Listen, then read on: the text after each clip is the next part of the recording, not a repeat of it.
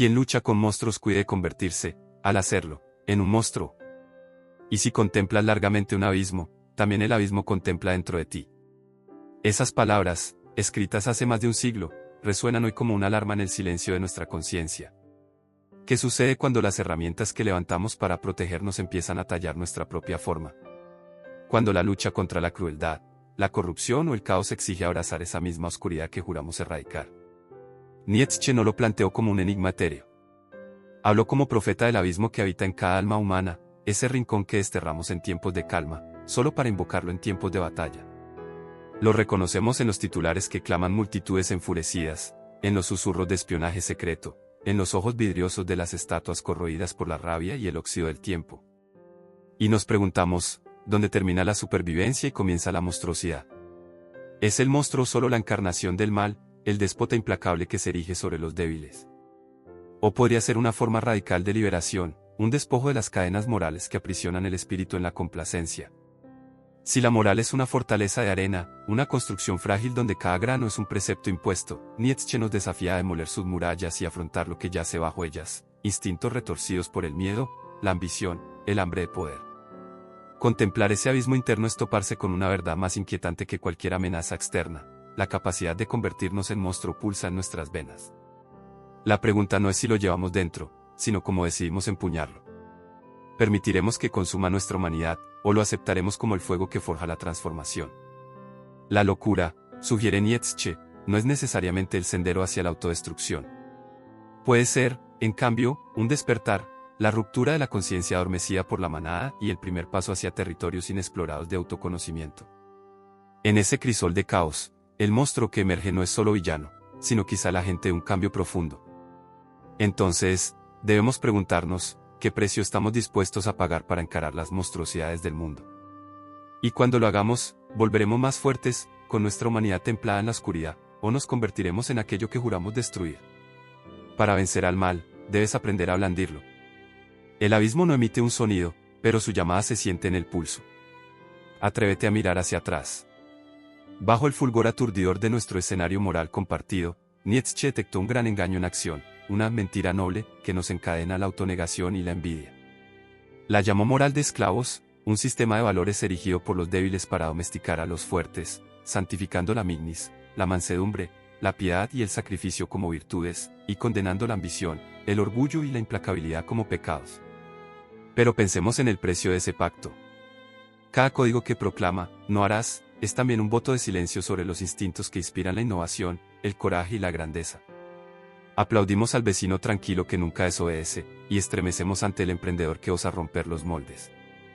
Elevamos a los desposeídos como modelos de virtud, mientras susurramos que el poder mismo está corrupto por naturaleza. Es una ironía cruel, las sociedades que ensalzan la compasión libran cruzadas contra su propia fuerza vital. Pensemos en la Inquisición, esa cofradía cubierta de túnicas blancas, quemando al hereje en la hoguera, o en los regímenes totalitarios del siglo XX, que pregonaban la igualdad mientras desataban un terror sistemático. Hoy solemos confiar en vastos imperios mediáticos que se posan como guardianes de la verdad, vigilando el discurso y demonizando a quienes se atreven a disentir. En cada caso, la superioridad moral deviene en fábrica de miedo, no al tirano que acecha en la sombra, sino al tirano que anida en nuestro propio pecho. Porque si admitimos el valor de la fuerza, debemos también aceptar nuestra capacidad de ensañamiento. Si reconocemos la ambición como noble, hemos de enfrentar el hambre oscura que la impulsa. Nuestros rituales de virtud colectiva ocultan un terror fundamental, el terror de que, al quitar nuestras máscaras de bondad, vislumbremos la monstruosidad que llevamos dentro. La penetrante visión de Nietzsche va aún más honda, los verdaderos monstruos no merodean en cuevas ni tras muros carcelarios, nacen cuando imponemos una narrativa moral única e inamovible. Al reprimir el deseo, creamos una economía de envidia y resentimiento. La manada celebra la igualdad no porque sea justa, sino porque teme que, sin ella, los fuertes, a quienes Nietzsche llamaba señores, aplasten a los débiles. Y sin embargo, ¿acaso no late en cada uno el pulso de la grandeza y el abismo? ¿Hasta cuándo seguiremos negando la fuerza como si fuera una amenaza, cuando podría convertirse en nuestro más poderoso motor de transformación? Y sin embargo, la moral de los señores que Nietzsche ensalzó no es hedonismo desatado ni tiranía por el mero placer de oprimir. Es una exaltación de la creatividad, de la individualidad, de la voluntad de poder entendida como lucha contra uno mismo y no como dominación del prójimo. Cuando los señores forjan nuevos valores, celebran la complejidad de la vida, no huyen del conflicto, sino que lo consideran el crisol donde nace lo extraordinario. Contrástalo con nuestras cámaras de eco modernas, plataformas fabricadas sobre me gusta y compartidos, donde la sumisión recibe medallas y la disidencia es borrada. En esta inquisición digital, el absolutismo moral filtra el aire que respiramos. Nos educan para retroceder ante cualquier atisbo de orgullo o confianza, por miedo a que se confunda con crueldad. Nos convencen de que la paz es la ausencia total de fricciones, sin entender que, carentes de la tensión entre fuerzas opuestas, quedamos petrificados en la cómoda prisión de nuestra propia complacencia. Así, cuando Nietzsche advierte que los monstruos se forjan a plena luz, se refiere a que la civilización cimentada en la moral de esclavos engendra sus propios verdugos. Lo hace al desterrar las cualidades que impulsan el progreso y al demonizar a quienes se niegan a fingir sumisión. La verdadera liberación, sugiere, reside en trascender ambas morales, reconocer la importancia de la conciencia y la compasión, pero también abrazar la fuerza y la ambición como motores indispensables para florecer. En el espejo de la sociedad moderna, nuestro reflejo aparece deformado. La pregunta de Nietzsche es tan urgente hoy como siempre: ¿nos basta con ser borregos dóciles en el altar de la virtud colectiva, o nos atreveremos a reclamar ese poder crudo y sin barnizar que duerme en nuestro interior? Solo enfrentando la mentira noble y los monstruos que engendra, podremos forjar una humanidad más auténtica, más vibrante. ¿Qué pasaría si los monstruos que más tememos no rondaran callejones oscuros, sino que hubieran sido susurrados a la vida mucho antes de que aprendiésemos a distinguir el bien del mal? Desde la niñez aprendemos que facetas de nosotros merecen vergüenza, que deseos deben ahogarse en un suspiro, que impulsos son tan peligrosos que ni siquiera tienen nombre. En el patio de recreo, un solo reproche: no hables tanto, no toques eso, no sientas rabia, puede encerrar para siempre un eco de sumisión. Carl Jung nombró este territorio oculto nuestro yo sombra, el depósito de cada impulso considerado innombrable, la envidia, la furia, los anhelos prohibidos. Con cada lección de obediencia levantamos un muro en nuestro interior, ladrillo a ladrillo, usando el mortero de la culpa y las piedras de la vergüenza. Aprendemos a sonreír cuando queremos gritar, a pedir perdón cuando sentimos orgullo, a ocultar nuestra ambición bajo un manto de falsa modestia. Pero negar estos aspectos no nos convierte en paradigmas de virtud, nos fragmenta. Nuestro yo consciente se vuelve un barniz pulido, impecable pero frágil, mientras el yo reprimido se pudre en la penumbra. Y el monstruo que suprimimos termina siendo aquel al que servimos en silencio. Porque la represión no borra el deseo, lo empuja bajo tierra, donde crece en fuerza oculta. Piensa en el arquetipo del complaciente, ese niño que aprendió a hacerse invisible para evitar el castigo o el rechazo. De adulto, aún viste esa antigua coraza de supervivencia, aunque sangre por dentro. Su valor depende del aplauso ajeno, y cada desaire es la prueba de que su monstruo interior amenaza con romper las cadenas. O considera al artista silenciado, canciones sin escribir, bocetos abandonados, historias que mueren antes de nacer, atormentados por la vergüenza de atreverse a soñar. La creatividad, antes celebrada como don, se convierte en peligro a encerrar para encajar. Luego está el hombre silencioso, cuya calma es en realidad una olla de presión de necesidades no cubiertas. Año tras año traga su ira, su pena, su miedo, y un día, bajo el peso de todo lo negado, estalla, sorprendiendo a quienes solo veían el exterior sosegado. Su violencia es el rugido desesperado del yo sombra, liberado al fin. Los psicólogos nos dicen que la integración, no la eliminación, es el camino hacia la plenitud. Debemos aprender a enfrentar esos aspectos suprimidos, nombrarlos y acogerlos a la luz de la conciencia. Solo reconociendo nuestra capacidad de oscuridad podremos elegir cómo empuñarla. El complaciente puede reclamar sus límites, el artista silenciado puede atreverse a crear, el hombre silencioso puede canalizar su intensidad en un propósito. Nietzsche nos recordaría que la fortaleza no es ausencia de vulnerabilidad, sino el coraje de abrazarla. Al abrir nuestras jaulas internas, no desatamos monstruos indomables, liberamos toda nuestra humanidad. El abismo nos mira, no para devorarnos, sino para invitarnos a volver a casa. ¿Qué pasaría si el verdadero monstruo no fuera ese yo reprimido, sino la vida que llevamos cuando fingimos que no existe? Solo enfrentando a esa bestia interior podremos transformarla en nuestra aliada más poderosa. Imagina un vasto escenario donde todos actuamos, con guiones que nunca escribimos. En susurros y pantallas luminosas, un elenco invisible, gobiernos, órdenes religiosas, conglomerados mediáticos, dicta cada línea que debemos pronunciar. No se conforman con gobernar leyes o difundir titulares, diseñan la propia moralidad, asegurándose de que el poder más peligroso, el del pensamiento independiente, permanezca siempre fuera de nuestro alcance. Del púlpito al palacio, las narrativas morales han sido siempre la llave maestra para dominar a las masas. La promesa de salvación eterna asegura a los fieles. La promesa de seguridad justifica ejércitos secretos. Ya sea mediante sermones o titulares de 3 segundos, el mensaje es el mismo. OS, conforma, cree que el poder, el tuyo o el de ellos, debe estar siempre vigilado. La desobediencia es el mal, la disidencia, el caos. Edward Bernays, el artífice de la propaganda moderna, comprendió esto como pocos. A comienzos del siglo XX tomó la psicología freudiana y la usó como cincel para esculpir la opinión pública, convirtió la pasta de dientes en símbolo de aceptación social y los bonos de guerra en imperativo patriótico. Así nos enseñó que la verdad es secundaria, lo que importa es la historia que elijas contar.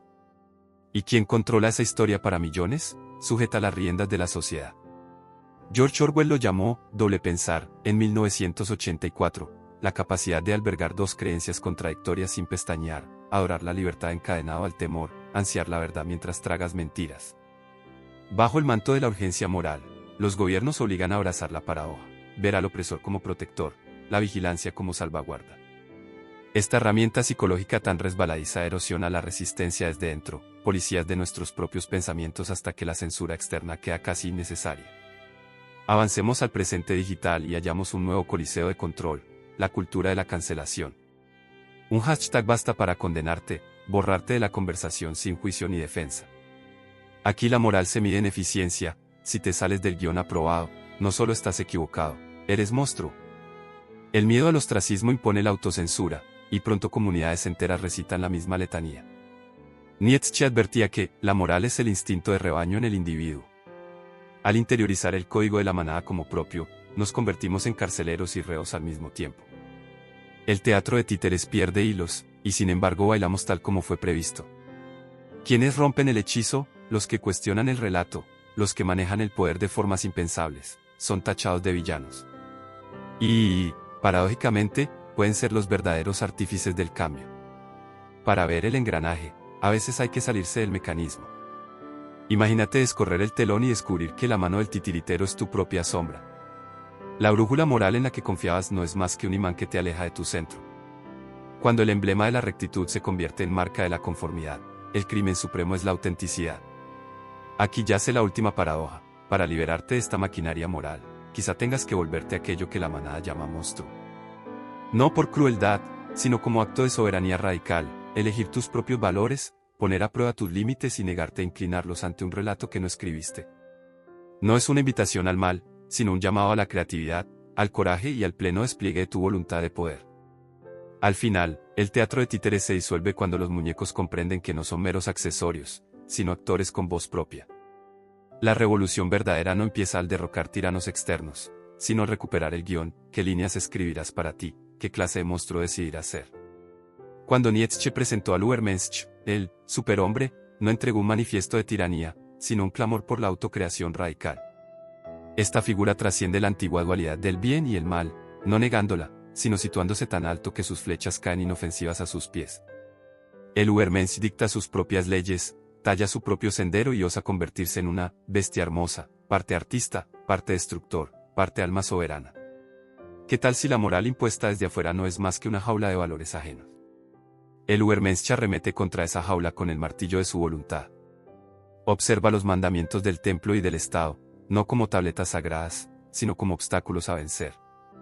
Con cada regla que rechaza, labra espacio para una nueva dirección, una nueva visión, un yo renovado. En su mundo no hay virtudes heredadas, solo las que él elige con la fuerza de su propio devenir. Pero esta transformación no es indolora. Convertirse plenamente en uno mismo exige un acto de autodestrucción. La vieja identidad debe perecer para que nazca la nueva. Como el ave fénix consumida por sus propias llamas, el aspirante al superhombre sufre la agonía del renacimiento. Debe abrazar el vacío, encarar el hueco donde una vez estuvo lo familiar y atreverse a saltar a territorios inexplorados. Solo así podrá forjar un proyecto de vida coherente a partir del caos. Piensa en Prometeo, que robó el fuego a los dioses y pagó su osadía con un tormento eterno. Los dioses lo tildaron de monstruo, y sin embargo, su transgresión encendió la civilización. O en Lucifer, cuyo desafío a la autoridad divina lo expulsó del cielo, eterno enemigo del orden rígido, pero emblema de iluminación y libertad. Incluso Batman, el guardián sombrío de Gotham, opera fuera de la ley que defiende, para algunos un vigilante monstruoso, para otros un salvador, pero siempre una voluntad única en un mundo de conformismo ciego. Todas estas figuras comparten un hilo común: se niegan a arrodillarse. Hacen enemigos de los poderosos no por malicia, sino por la convicción de que existen posibilidades superiores. A los ojos de la manada, son monstruos. Y, paradójicamente, esa monstruosidad es la semilla de la creatividad. En su rebeldía vislumbramos la promesa de una nueva humanidad. Forjar tus propios valores es volver al borde del abismo, pero esta vez con un propósito. No te cuestionas qué no debo hacer, sino qué quiero llegar a ser. Te conviertes a la vez en escultor y en arcilla, modelando tu carácter con cada lección, cada tormenta sobreviva, cada triunfo y cada fracaso. Tu moral deja de ser un guión heredado para convertirse en una obra en vivo, escrita y reescrita con cada acto de autoposesión. Y sí, puede que inspire miedo. Al abandonar el reconfortante manto de la moral de rebaño, pones en jaque la seguridad ajena. Tu libertad se vuelve un espejo que refleja la propia cautividad sin examinar. Te tildarán de imprudente, inmoral, monstruoso, etiquetas que llevarás como medallas de honor. Porque en la libertad de ser descubres que la monstruosidad es solo la sombra que proyecta la grandeza. El monstruo de Nietzsche no es un bruto sin mente, sino el artista de la superación personal. No domina por el mero placer de oprimir, busca la alegría de crear. Su territorio es el espacio de las posibilidades, donde nacen nuevos valores, nuevas formas, nuevas visiones. En ese crisol, lo monstruoso y lo hermoso se funden en uno, la bestia bella, testimonio de lo que puede llegar a ser la humanidad cuando abandona su piel tímida y abraza todo el espectro de su poder. Así volvemos a la pregunta que atormenta a todo buscador: si pudieras reinventarte desde cero, libre de temores y valores prestados, ¿qué constelación de principios grabarías en el lienzo de tu vida? Y cuando el mundo tiemble ante tu sombra, ¿volverás al rebaño o rugirás con la hermosa monstruosidad de tu propio devenir? Caminaron entre nosotros como héroes, sus nombres resonando en los pasillos de la historia, pero cada uno llevaba una oscuridad que nos obliga a preguntarnos, cuando la convicción deviene crueldad y la visión se convierte en venganza. Toma a Malcolm X y a Martin Luther King Jr., dos titanes de la lucha por la liberación del pueblo negro. Uno blandía la no violencia como antorcha, predicando la hermandad incluso en la cara del odio. El otro asumía el manto del hombre negro furioso, sin pedir disculpas por exigir justicia, por cualquier medio necesario. Para muchos, el verbo de Malcolm era monstruoso, una entrega a la ira dispuesta a devorar. Para otros, el pacifismo de King resultaba una peligrosa ingenuidad, una negación de la forma en que los verdaderos monstruos ya estaban en sus puertas. En sus caminos contrastantes vemos las dos caras del poder, la mano suave que eleva y el puño cerrado que rompe cadenas.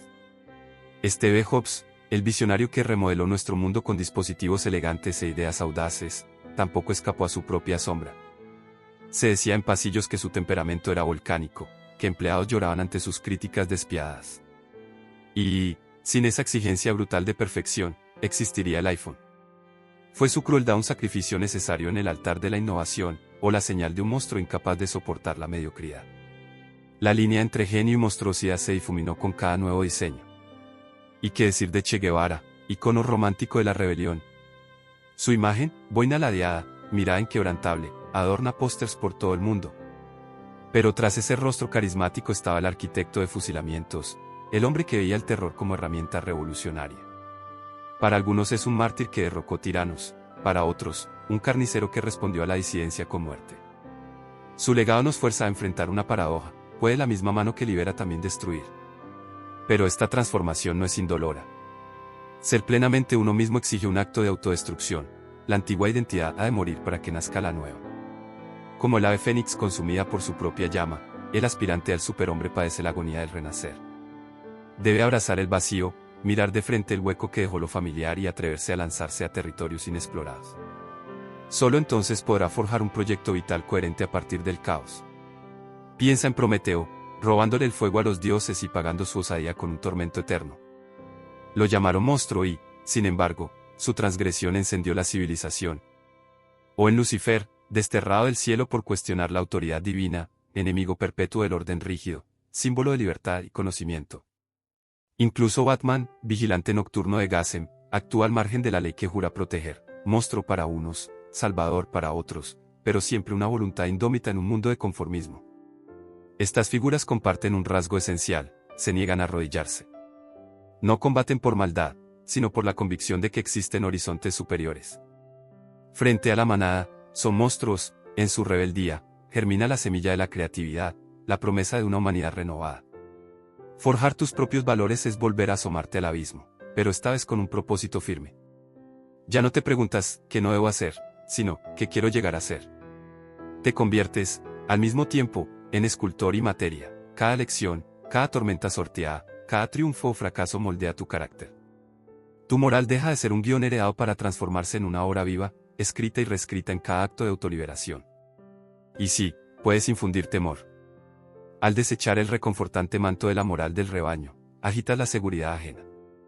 Tu libertad se alza como espejo que refleja la prisión sin examinar de los demás. Te tildarán de imprudente, inmoral, monstruoso, etiquetas que lucirás como galones de honor. Porque en la osadía de ser descubres que la monstruosidad no es más que la sombra proyectada por la grandeza. El monstruo nietzscheano no es un bruto sin mente, sino el artista de la superación. No somete por placer, sino que busca la euforia de la creación.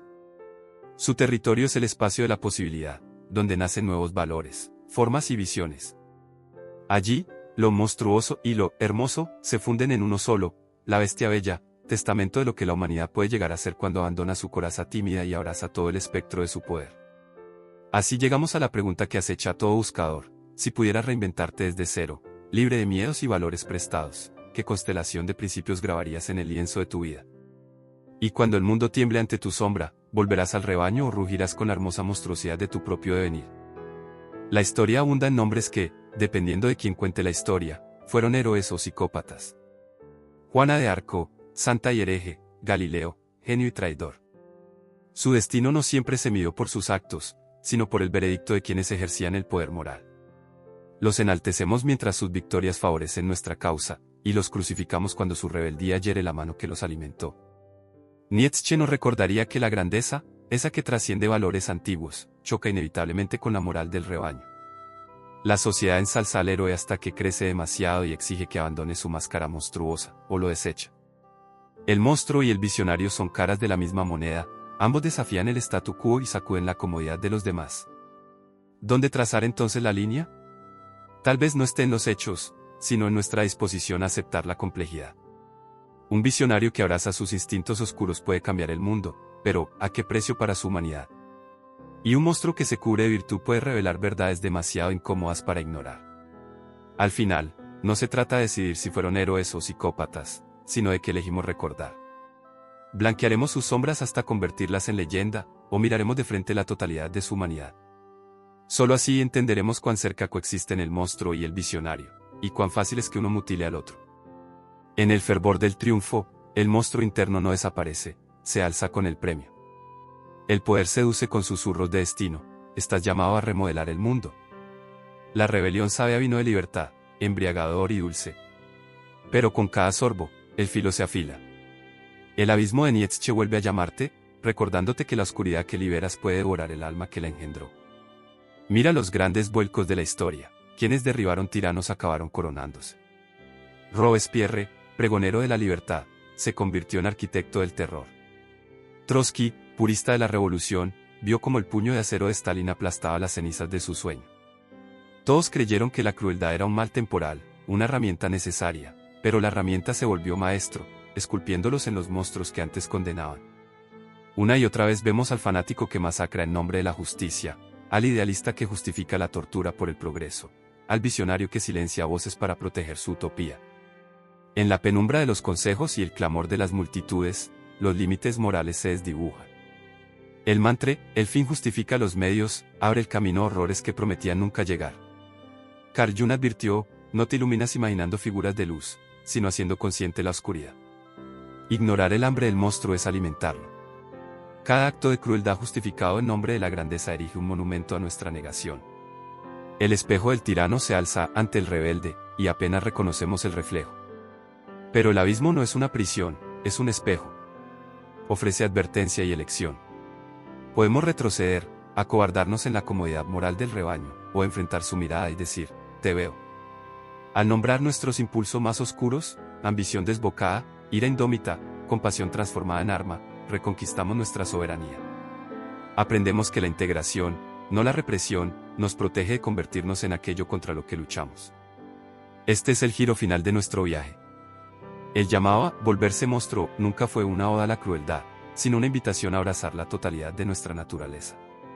Pero si nos detenemos ahí, si confundimos la máscara con el rostro, la transformación es un descenso. El artista de la autocreación corre el riesgo de convertirse en autómata de destrucción. Así que atiende la advertencia, el poder sin conciencia es una bestia indomable. La rebelión moral sin reflexión es un incendio que devora el bosque y sus raíces. La decisión es nuestra, usar al monstruo como aliado o permitir que nos consuma. Volverás a la luz, con tu oscuridad reconocida y tu humanidad intacta, o dejarás que el abismo te cierre el paso, hasta que la mirada que desafió al mundo se convierta en su propio reflejo de terror. El monstruo espera tu respuesta. Y llegamos al precipicio, donde el mito se encuentra con el espejo y todos los caminos convergen en la misma pregunta estremecedora: ¿qué significa convertirse en monstruo? Nietzsche nunca ensalzó la brutalidad sin sentido ni propuso destrozar la moral solo por el gusto de arruinar. Su visión fue evolución. El Übermensch no es una bestia desatada, sino un humano transformado, alguien que se interna voluntariamente en su propia oscuridad y emerge con la mirada despierta. En este recorrido hemos desmantelado las mentiras que nos aprisionan, códigos morales que pacifican, estructuras de poder cimentadas en el miedo, sombras que nos enseñaron a exiliar. Hemos conocido a los monstruos que engendra la sociedad, los que creamos y los que nos forjamos al olvidar quiénes somos. Pero ahora contemplamos a la figura más rara de todas, el monstruo con conciencia. No es la oveja dócil, sumisa, deferente, encadenada al deber, ni el depredador rabioso que destruye sin remordimiento. Es algo distinto. Una nueva criatura. Alguien que conoce su propia oscuridad, no como defecto, sino como combustible. Que integra rabia y razón, fuerza y sensibilidad, rebeldía y propósito. Este monstruo es peligroso, pero no imprudente. Porque el poder en sus manos no es arma de dominación, sino responsabilidad. Es fuego que puede calentar o arrasar. Es el guerrero monje, disciplinado en la furia, sereno en la resolución. Es la madre dispuesta a prender fuego al mundo para proteger a su hijo. Es el denunciante que arriesga el exilio para exponer la verdad. Es el artista solitario que salpica de color las ruinas, negándose al silencio. Así evoluciona el ser humano, no abandonando la moral, sino superándola. Desenmascarando las ilusiones de la virtud impuesta y construyendo su propia brújula. Revelándose no por odio, sino por visión. Inspirando temor, no por deseo de destruir, sino porque no se le puede someter. Carl Jung advirtió: mientras no hagas consciente lo inconsciente, dirigirá tu vida y lo llamarás destino. Nietzsche respondió con un reto: moldea tu destino. Domina tus instintos. Deja que hable tu sombra, pero no permitas que gobierne. El mundo no necesita más monstruos sin alma, ni ovejas temerosas de reclamar la suya. Necesita a esos pocos que transitan la senda intermedia. Aquellos que se atreven a ser peligrosos, no para dominar, sino para proteger, para abrir caminos donde no los hay, para decir no cuando callar sería más fácil, para enfrentar el poder, no con pureza, sino con principios. Así concluimos. En un mundo hecho para domarte, ¿qué necesitas para volverte peligroso? No para destruir, sino para proteger. Para rebelarte, no es del odio, sino es de la visión. Volverse monstruo, es negarse al bozal. Volverse monstruo, es volverse íntegro. Fundido a negro.